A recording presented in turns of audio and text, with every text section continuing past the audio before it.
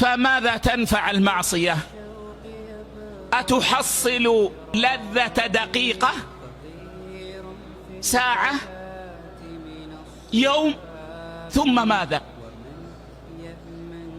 تذهب تلك اللذة ورب الكعبة، وتبقى مرارتها في القلب في الدنيا وأثرها في الدنيا. كم من شخص مسلم لا يستطيع أن يقرأ القرآن، كلما فتح المصحف يقرأ آية آيتين ما يستطيع أن يكمل، ذنوبه أثرت فيه. كم من شخص ما يستطيع أن يقوم الليل، لماذا؟ ذنوبه قيدته. ثم ماذا؟ ثم الوعيد بالعذاب يوم القيامة. ماذا تنفعك لذة ساعة أو يوم؟